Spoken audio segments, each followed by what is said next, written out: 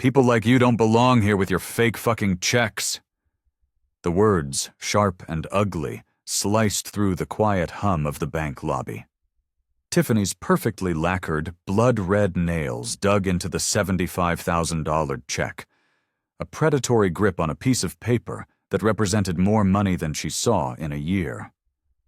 Without a flicker of hesitation, she ripped it straight down the middle, a sound like tearing silk, then again, and again.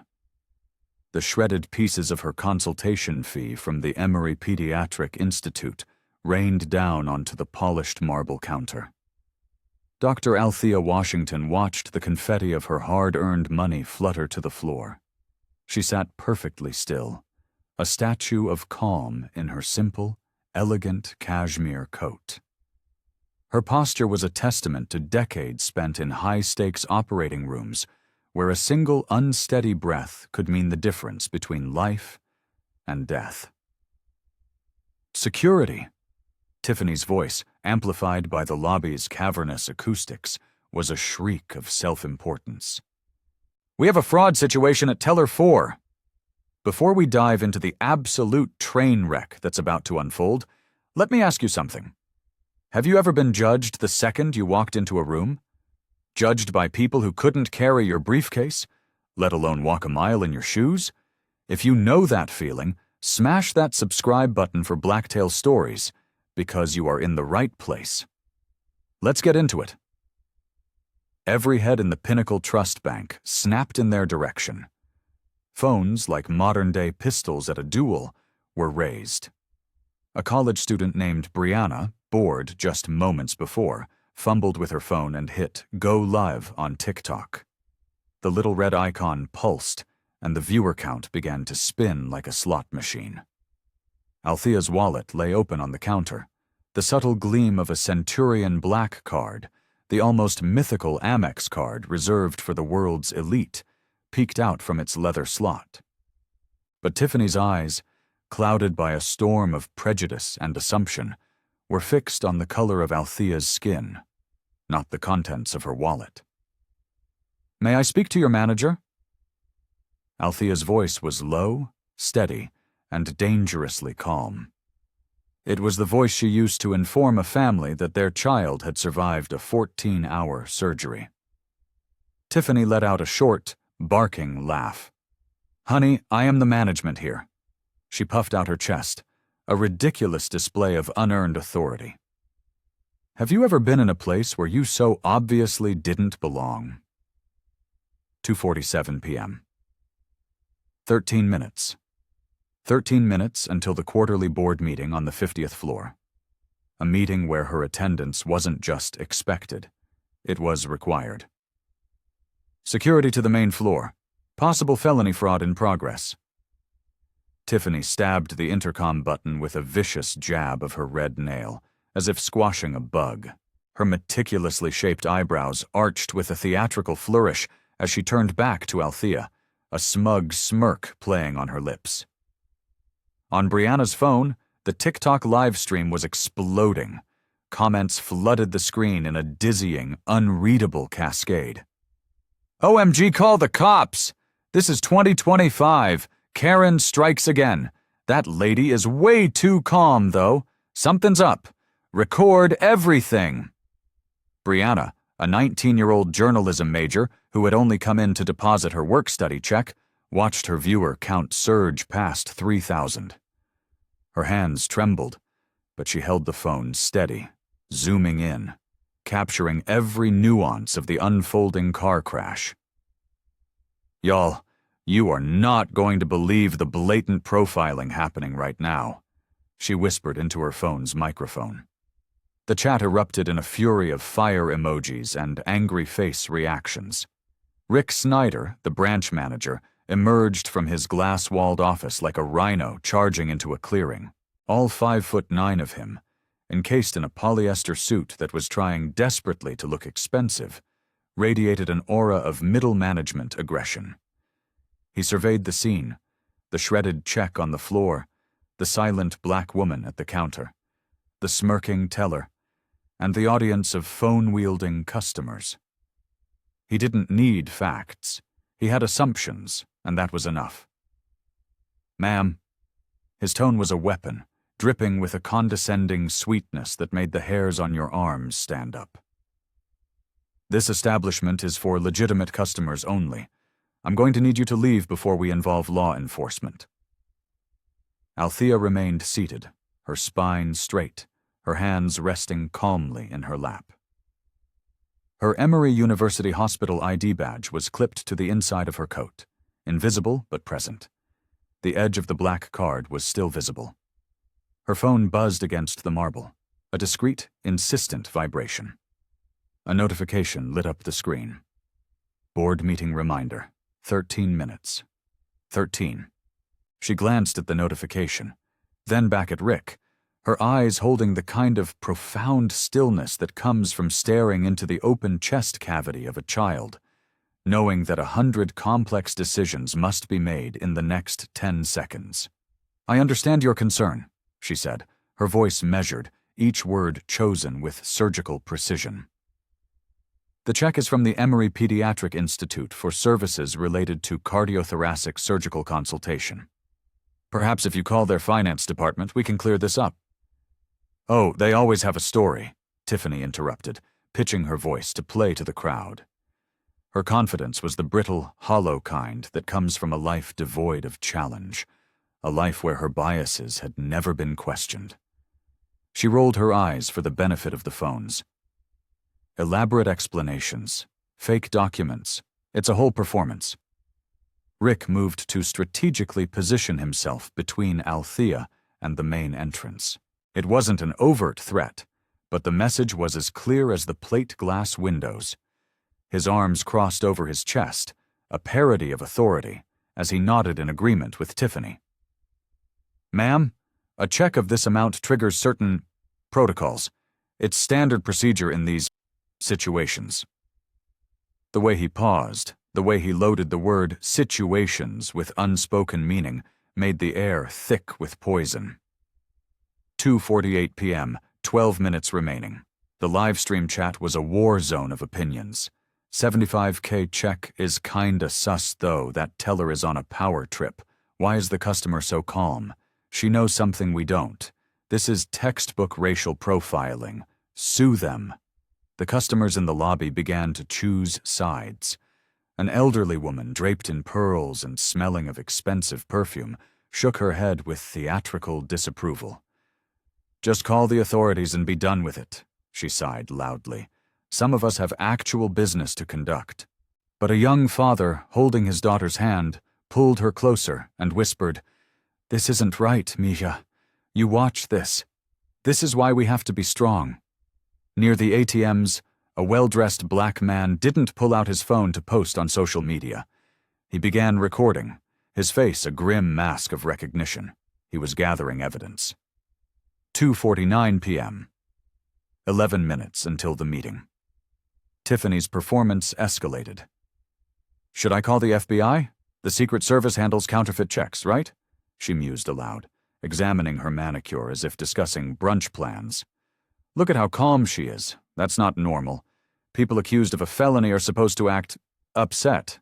She's probably high." The bank's security guard, a man named David Williams, approached. He was 55, with 25 years on the job, a black man with kind eyes, and a soul that was growing heavier with every step he took. His radio crackled with protocols he was supposed to follow, but his gaze reflected the deep, painful conflict of his position.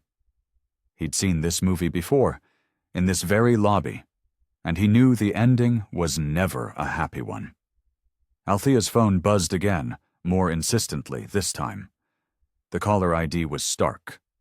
Julian, CEO office. She glanced at the screen, at the ticking clock on her lock screen, and declined the call with a simple, precise tap of her finger.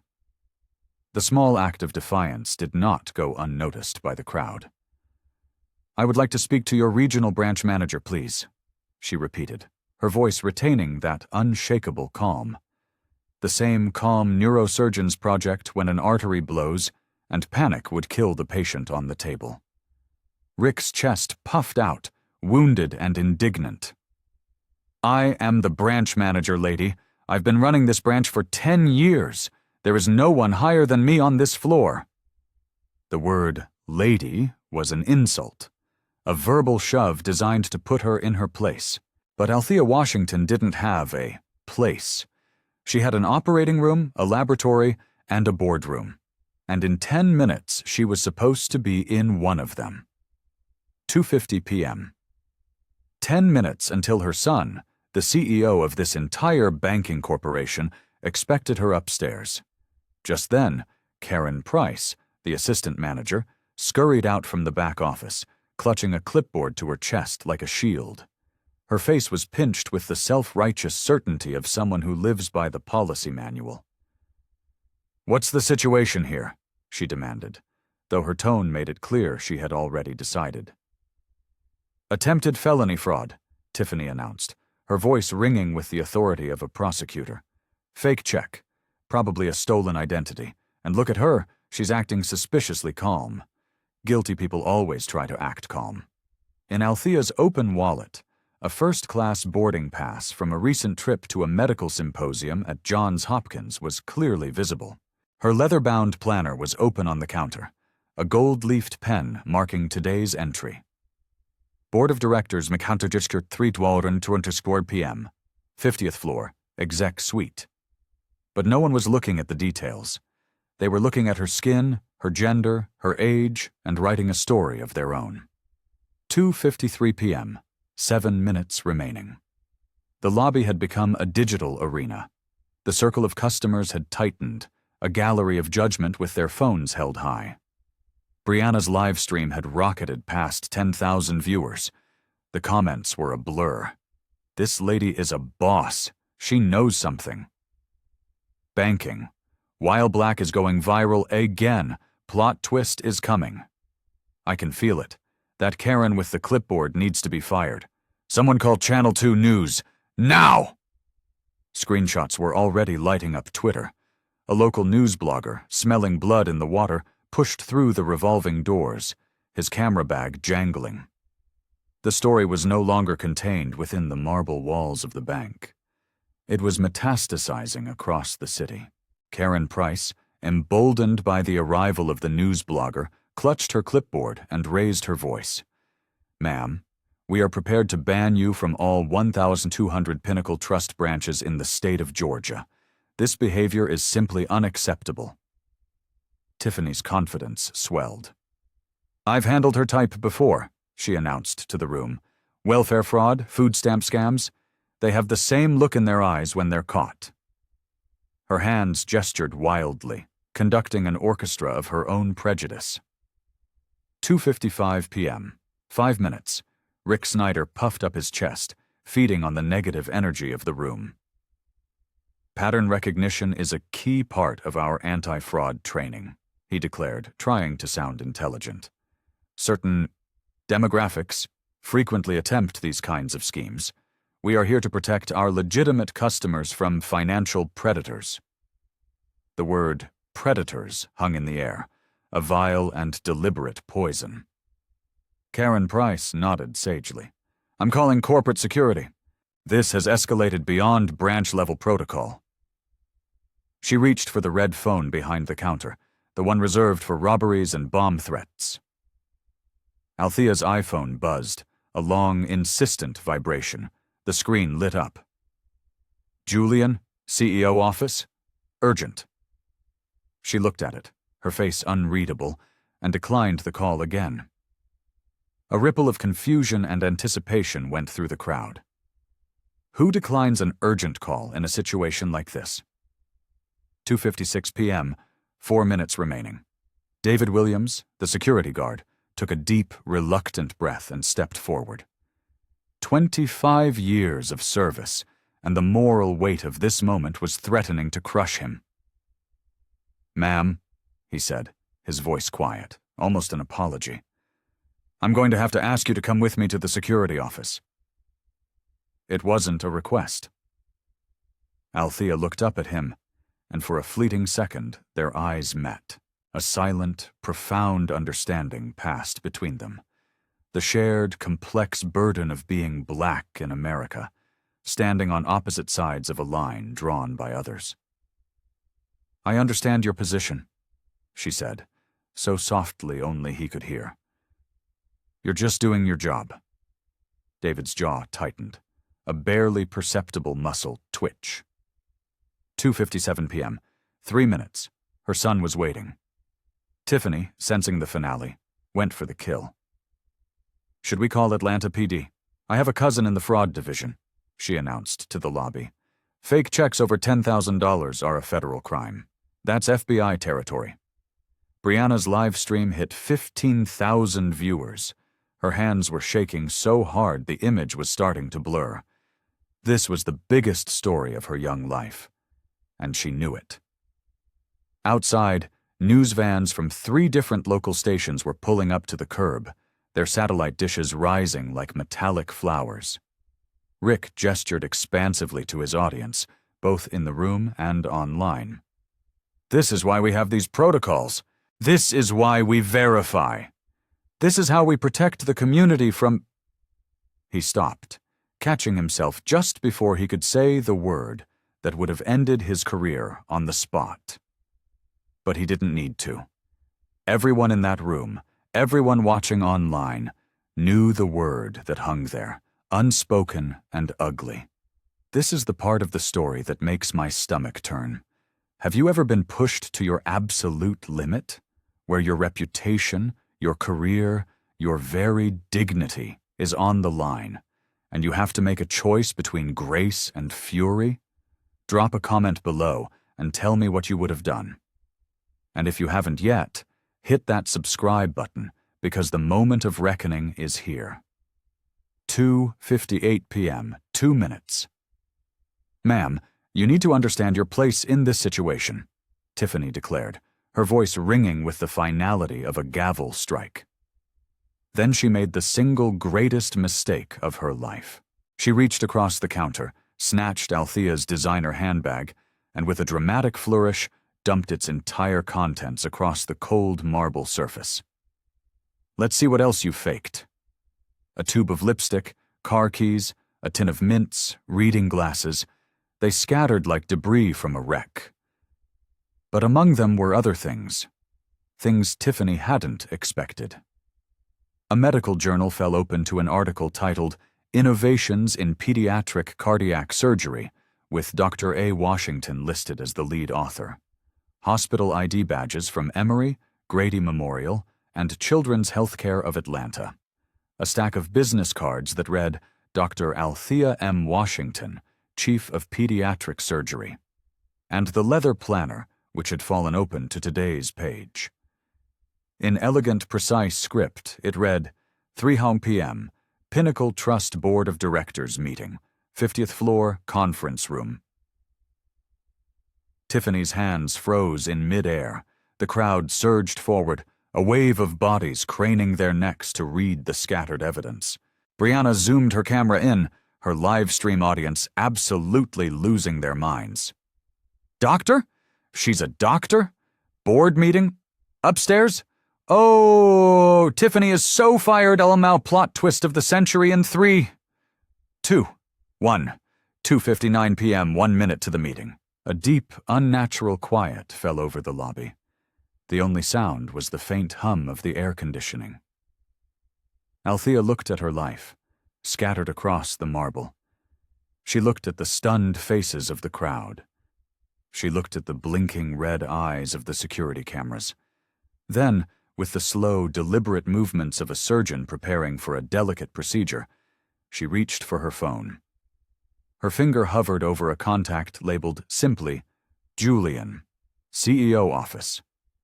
The livestream audience was now at 20,000 and climbing, 3 p.m. board meeting time. "I believe," Althea said, her voice cutting through the silence like a scalpel, "it's time for me to call my son." In the distance, an elevator chimed, a soft, musical note, and then footsteps, multiple sets of footsteps, echoing on the marble floor, the expensive, confident sound of handmade Italian leather shoes, the kind of shoes that walked through boardrooms and corner offices, not bank lobbies. Tiffany's face, which had been flushed with victory, began to drain of all color as the terrible, impossible pieces clicked into place in her mind. The footsteps were getting closer. 3:01 p.m.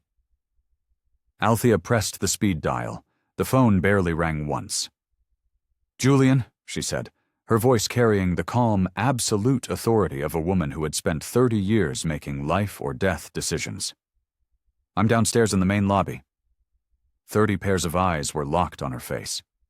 Brianna's livestream hit 25,000 viewers, the comment section a chaotic, unreadable waterfall of pure shock. "There seems to have been a slight misunderstanding regarding my identity," Althea continued, her words as clean and precise as an incision. "Could you please come down? And Julian, bring legal." The line was quiet for a beat. Then a voice, clear and amplified by the phone's speaker, filled the silent lobby. "On my way, Mother." The word, Mother, detonated in the air. Tiffany's phone slipped from her trembling hand, clattering against the marble floor. The sound cracked through the silence like a gunshot. Rick Snyder's mouth opened and closed, like a beached fish. His cheap suit suddenly felt like a straitjacket, strangling him. "Mother," he whispered, the word a puff of air. Karen Price's clipboard dropped from her nerveless fingers, scattering meaningless papers across the floor. Her eyes darted wildly between Althea and the executive elevator bank, as if watching a grenade with the pin pulled. The crowd pressed in, a silent, ravenous entity, sensing the world was about to shift on its axis. Phones were held higher, recording the moment for digital immortality. The live stream chat became a single collective scream. She said, "Mother CEO's mom. Tiffany and Rick, pack your bags. Somehow this is better than Netflix." 3:02 p.m. The executive elevator chimed, a sound as soft and sophisticated as old money. The brushed steel doors slid apart, revealing the final act of the drama. Julian Washington stepped into the lobby. 35 years old, 6'2", in a bespoke Tom Ford suit that cost more than Tiffany's car. He held an MBA from Harvard and had been a Rhodes Scholar at Oxford. He was the youngest CEO in the 150-year history of Pinnacle Trust Bank Corporation. Behind him, an army of corporate power emerged. David Kim, the head of legal, in a suit that screamed billable hours. Sarah Walsh, the director of communications, already tapping furiously on an iPad. Janet Torres, the regional vice president, her face a mask of cold fury. And 3 executive assistants whose sole job was to manage moments exactly like this one. The lobby, which seconds ago had been a stage for petty humiliation, was now a corporate battlefield. "Mr. Washington!" Rick Snyder's voice cracked, a pubescent squeak of terror. He scurried forward, his hand outstretched, a desperate, pathetic smile plastered on his face. I didn't know you were... We weren't expecting..." Julian's eyes, the same calm, intelligent eyes as his mother's, swept the scene. He took in the scattered contents of her purse, the torn check, the sea of phones, the terrified teller cowering against the back wall. His gaze finally landed on his mother, seated with the same unshakable dignity she'd maintained through medical school, residency, and 3 decades of saving children's lives. "Mother," he said, his voice a low vibration of controlled rage. "I am profoundly sorry. Tell me exactly what happened here." The crowd let out a collective gasp. Brianna's live stream shattered 35,000 viewers.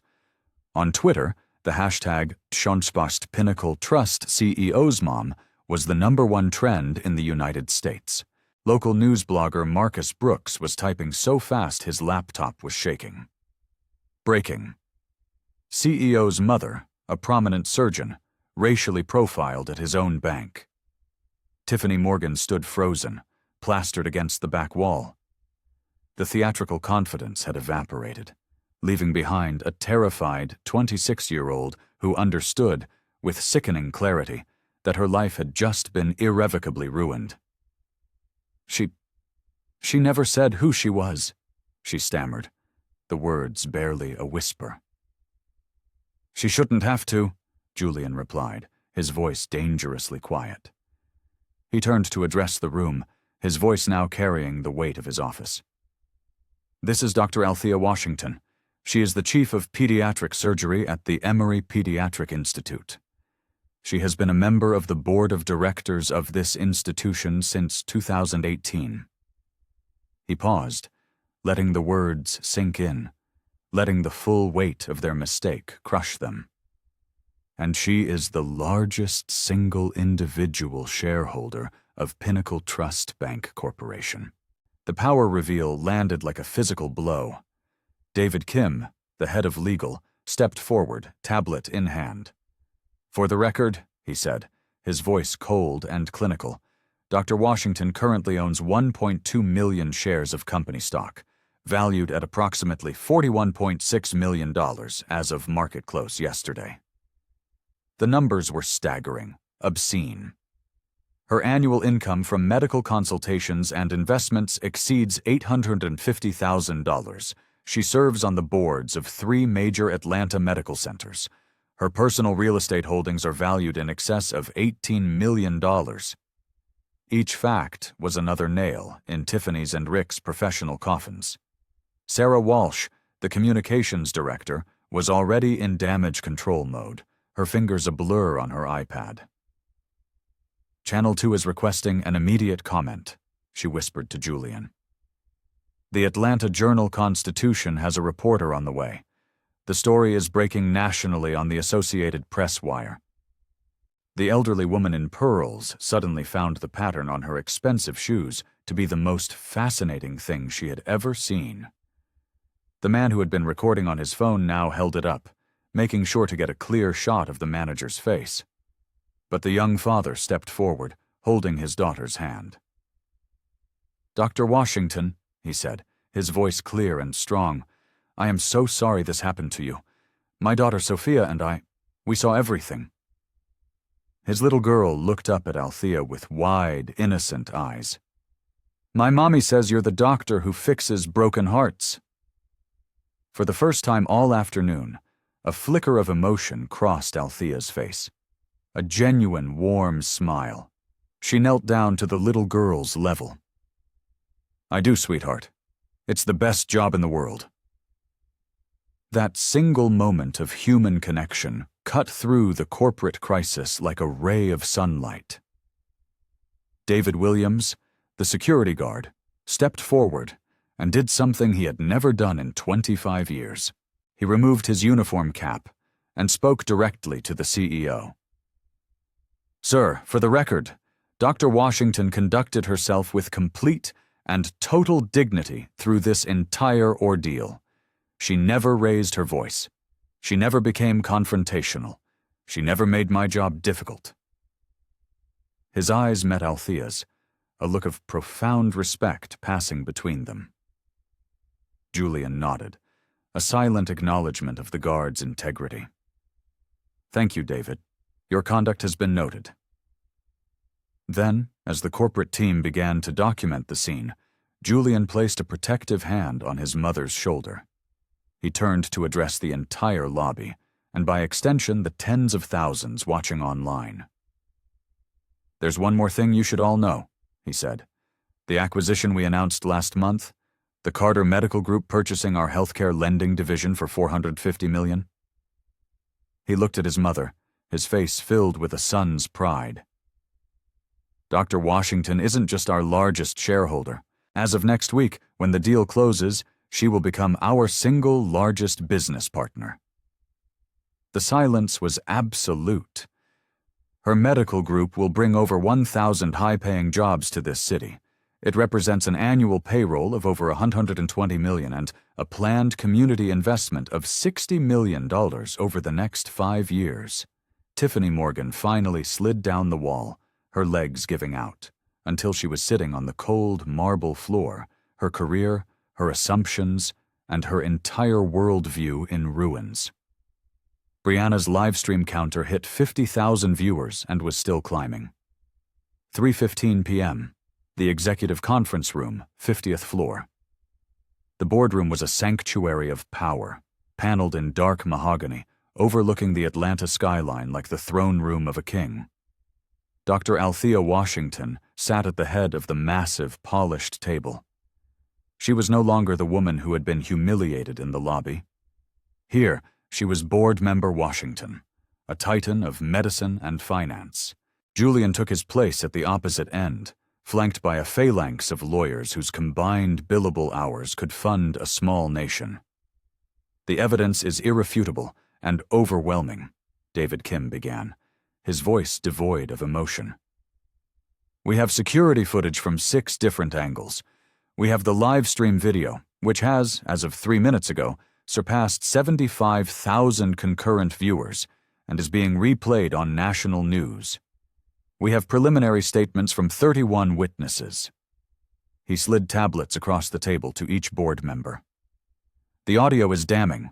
Direct quotes include, 'People like you don't belong here. Certain demographics frequently attempt these schemes,' and 'she's probably high.'" Rachel Morrison, a senior partner from the bank's outside counsel, appeared on the 90-inch monitor via video conference. "We are looking at a legal catastrophe," she stated bluntly. "Clear violations of the Equal Credit Opportunity Act and the Civil Rights Act of 1964. The Illinois Human Rights Act violations are egregious. Based on recent precedent, potential civil damages could easily exceed $150 million.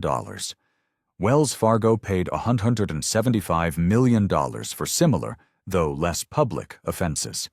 Bank of America settled a discrimination lawsuit for $335 million. The board members, titans of industry themselves, shifted uncomfortably in their $1,000 leather chairs. The chief financial officer, Patricia Yang, brought up a presentation that was a cascade of bad news. "Our stock price has already dropped 9% in after-hours trading based on the initial news reports. That represents a loss of over $600 million in shareholder value in less than an hour. The reputational damage is incalculable. A conservative estimate for a brand recovery campaign would be in the range of $40 million over 2 years." Her next slide was a flurry of social media metrics. Pinnacle Trust CEO's mom has been tweeted over 200,000 times. The TikTok videos have a combined 4.5 million views. The story is the lead item on CNN, MSNBC, and Fox News. Then, Dr. Washington leaned forward. The room fell silent. When she spoke, her voice held the authority of a woman who had dictated life and death for 3 decades. "My demands," she said, "are not negotiable." She began to count on her fingers, the methodical approach of a surgeon listing the steps of a complex procedure. 1. Immediate, with-cause termination of Tiffany Miller and Rick Snyder. No severance, no golden parachutes, and a permanent, non-discretionary notation in their employment files detailing the cause for termination. David Kim was already typing on his laptop, drafting the documents. 2. Karen Price is to be suspended without pay, pending a full and transparent investigation. If complicity is found, she is also terminated. 3. A complete overhaul of employee training. I don't want a 4-hour online module. I want a mandatory 40-hour certification program in bias interruption and cultural competency for every single one of your Fintuar 200 Georgia branch employees. This program will be developed and overseen by a third-party civil rights organization, which I will choose. 4. A $5 million annual commitment for the next 10 years to a new Pinnacle Trust Community Investment Fund, which will provide low-interest loans and grants to minority-owned small businesses here in Atlanta. 5. A public, unreserved apology from the entire board of directors to be published in every major newspaper in this country. Robert Hayes, the regional director, cleared his throat. Dr. Washington, this was... an isolated incident. While we are deeply, deeply sorry, perhaps termination is a bit extreme. A suspension? A reprimand? Isolated? Dr. Washington's voice was suddenly as sharp as a shard of glass. Mr. Hayes, your employees didn't make a mistake. They made a choice. They chose to humiliate rather than verify. They chose to assume rather than investigate. They performed their bigotry for an audience. That is not an incident. That is a symptom of a diseased corporate culture. And I am here to tell you that the disease stops today. Julian backed her with the full force of his office.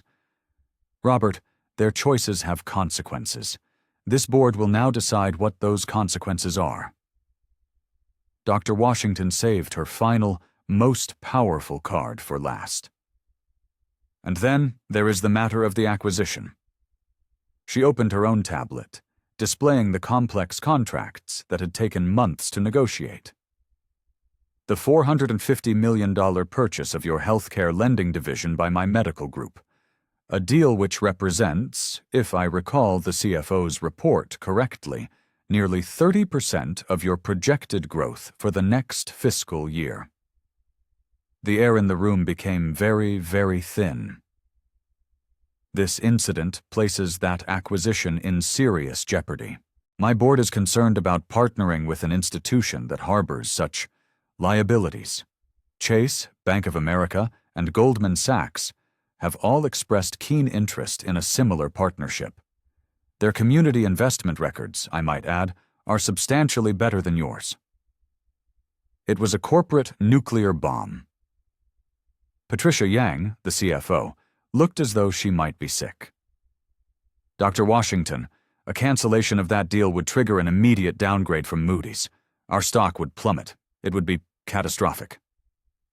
Then I suggest, Dr. Washington said, her voice surgeon calm, that we are all in agreement on the vital importance of resolving this matter, comprehensively. Julian called for the vote. All board members in favor of implementing Dr. Washington's demands, in full, without modification. Raise your hand. Every hand in the room went up. David Kim was already on the phone to HR. Effective immediately, Miller and Snyder, terminated with cause. Have security escort them from the premises. Price is suspended. And find the security guard, David Williams. He's been promoted to head of branch security for the entire Atlanta region with a commensurate salary increase. The CEO wants to see him personally.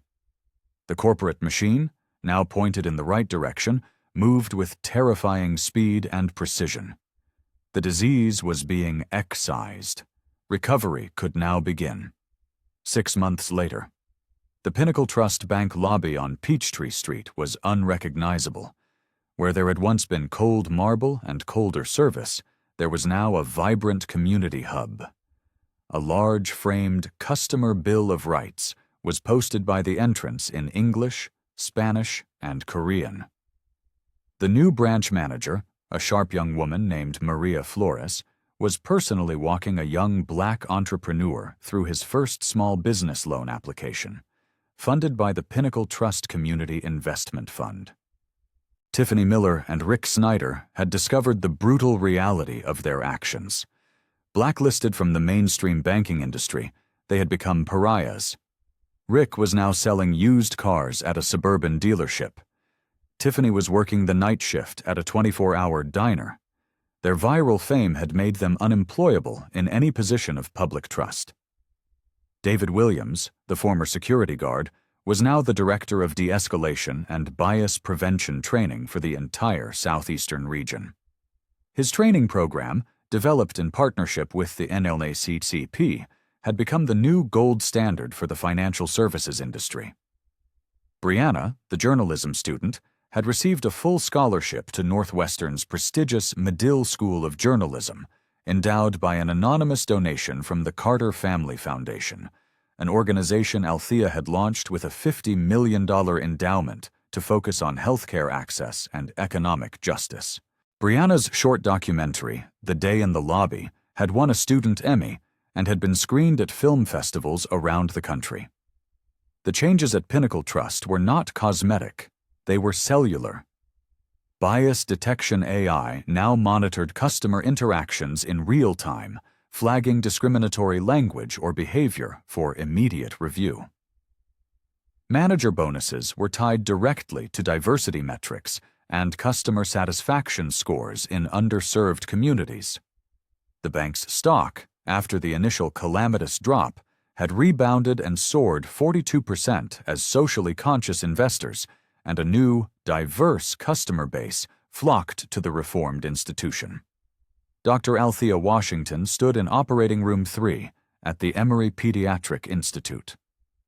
For the past 9 hours, her hands, steady and sure, had been repairing a hole in the heart of a 6-month-old infant. The same profound calm that had carried her through the crucible of that day in the bank now guided her sutures. "Procedure complete," she announced softly to her team. "Let's close him up." Another heart, once broken, was now whole. Later that evening, in her office, she reviewed the latest quarterly report from Pinnacle Trust. Bias incidents were down 94%.